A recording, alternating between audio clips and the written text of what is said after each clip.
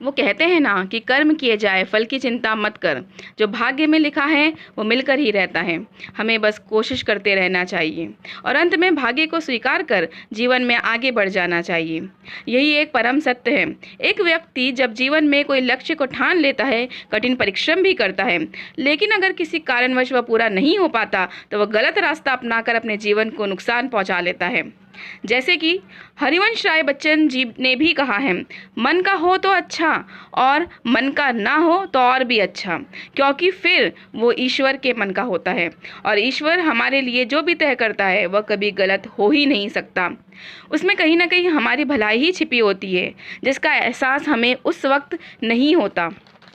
जैसे कि एपीजे अब्दुल कलाम जी के साथ हुआ, जिनका पूरा नाम अबुल पकीर जैनुल आबदीन अब्दुल कलाम, जिनसे सारी दुनिया परिचित है।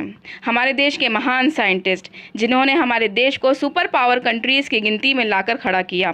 क्या आप जानते हैं कि वे बचपन से क्या बनना चाहते थे? उनका सपना क्या था? उनका सपना था एयरफोर्स पायलट बनने का, जिसके लिए मैं आपको ले चलती हूँ 1958 में, जब वो मद्रास की यूनिवर्सिटी से एरोनॉटिकल इंजीनियरिंग करने के बाद इंटरव्यू देने के लिए दिल्ली पहुँचे।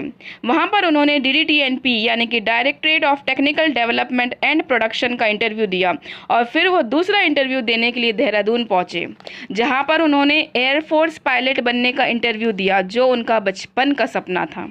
उस इंटरव्यू में 9 कैंडिडेट्स को सिलेक्ट करने का था और कलाम जी 10वें स्थान पर थे। एक नंबर की वजह से उनका सिलेक्शन होते होते रह गया और उनका बचपन का सपना अधूरा रह गया। वे बहुत उदास हो गए। फिर वह चलते चलते एक आश्रम में पहुँचे, जहाँ पर एक साधु अपने साधना में लीन थे। कलाम जी बताते हैं कि उनके चेहरे पर गजब का तेज था और एक अजीब ही चमक थी, जैसे कि गौतम बुद्ध के चेहरे पर होती थी। मैं उनकी तरफ खींचता चला गया। जैसे ही मैं उनके पास पहुंचा, उन्होंने अपनी आंखें खोली और मुझसे पूछा कि बेटा तुम उदास क्यों हो? कलाम जी कहते हैं कि ये सुनकर मैं हैरान रह गया, क्योंकि मैंने तो उनको अपनी उदासी का कारण नहीं बताया। फिर मैंने उन्हें अपनी उदासी का कारण बताया तो उन्होंने मुस्कुराकर मुझसे कहा कि भगवान ने ज़रूर तुम्हारे लिए कुछ और बेहतर सोच रखा है, इसलिए तुम एयरफोर्स पायलट के लिए चयनित नहीं हुए। तुम्हारे भाग्य में क्या बनना लिखा है ये तो तय है, बस अभी तुमको इस बात का पता नहीं, लेकिन बहुत जल्द तुम्हें पता चल जाएगा। उन्होंने आगे कहा कि तुम अपने भाग्य को स्वीकार करो और अपने जीवन में आगे बढ़ो। कलाम जी कहते हैं कि उनकी बातों को सुनकर मुझे एक अजीब सा सुकून महसूस हुआ और मैं वापस लौट आया। जैसे ही मैं लौटा, मुझे एक एनवलप मिला जिसमें मेरा अपॉइंटमेंट लेटर था। जो इंटरव्यू में दिल्ली में देकर आया था उसके लिए मेरा सिलेक्शन हो गया था और वो जॉब था जूनियर साइंटिफिक असिस्टेंट का और उनकी सैलरी उस समय थी मात्र 250 रुपये महीना। वहीं से शुरू हुई कलाम जी की यात्रा और ख़त्म हुई देश के महान साइंटिस्ट बनने पर। तो सोचो, अगर कलाम जी भी अपने सपना एयरफोर्स पायलट ना बनने पर यदि टूट जाते, बिखर जाते, तो क्या देश को एक महान वैज्ञानिक प्राप्त होता?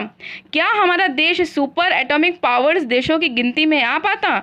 कभी नहीं। इसीलिए भाग्य को अपना काम करने दीजिए, हमें बस अपना काम करना है और वो ये है कि हमें चलना है, दौड़ना है, गिरना है, गिरकर फिर उठना है, बस रुकना नहीं है। कलाम जी हम सब के लिए प्रेरणा स्रोत हैं। उनका जीवन हम सब के लिए एक आदर्श है। उनके अनमोल विचार हमारे देश की युवा पीढ़ी के लिए धरोहर हैं। अगर ये वीडियो आपको अच्छा लगा हो तो चैनल को सब्सक्राइब ज़रूर कीजिएगा। धन्यवाद।